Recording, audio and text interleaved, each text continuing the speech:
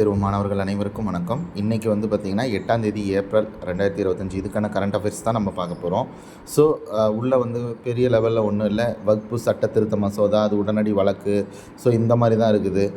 மற்றபடி எந்த விதமான முக்கிய இதுவும் இல்லை. அதுக்கப்புறம் வந்து பங்குச்சந்தையில் வந்து கடும் வீழ்ச்சி, அதுக்கப்புறம் தேயிலை ஏற்றுமதியில் வந்து இந்தியா வந்து முன்னேறி இருக்குது. ஸோ இந்த மாதிரி இருக்குது. ஆனால் இந்த கரண்ட் அஃபேர்ஸ் பாருங்கள், பொருளாதார வளர்ச்சியில் தமிழ்நாடு புதிய உச்சம் 9.69%. ஸோ எக்கனாமிக் கரண்ட் அஃபேர்ஸில் இது ரொம்ப ரொம்ப முக்கியம். அடுத்தது சாதனை வளர்ச்சி வீதம் 2024-25 ஆண்டில் 9.69, கடந்த 10 ஆண்டுகளில் தமிழ்நாடு அடைந்த அதிகபட்ச வளர்ச்சி இதுதான். அடுத்தது குவியும் முதலீடுகள், பெருகும் வேலைவாய்ப்புகள்.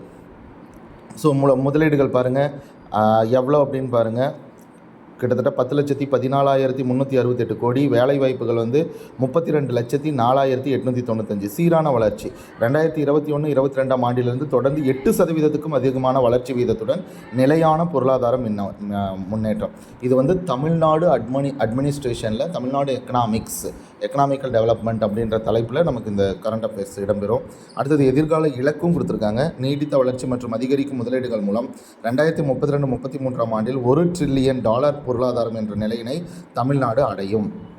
ஸோ எல்லாருக்கும் எல்லாம். ஸோ இதுதான் வந்து முக்கியமான கரண்ட் அஃபேர்ஸ்.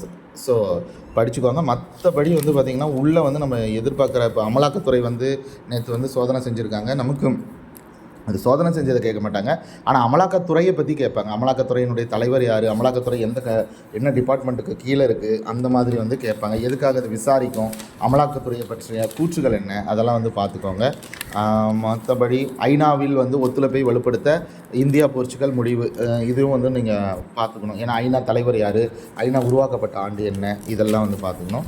அடுத்தது வந்து பார்த்திங்கன்னா இங்கே டென்னிஸில் வந்து பார்த்திங்கன்னா ஜெசிகா பெகுலா சாம்பியன் பட்டம் வென்றிருக்கிறாங்க. எதுலன்னா அமெரிக்காவில் நடைபெற்ற 500 புள்ளிகள் கொண்ட சார்லஸ்டன் ஓப்பன் மகளிர் டென்னிஸ் போட்டியில்.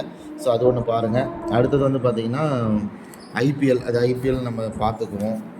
அடுத்தது துபை இளவரசர் இன்று இந்திய வருகை. யார் அந்த துபை இளவரசர் அப்படின்னு சொன்னால் ஷேக் ஹம்தான் அவர் தான் வந்து, சரிங்களா.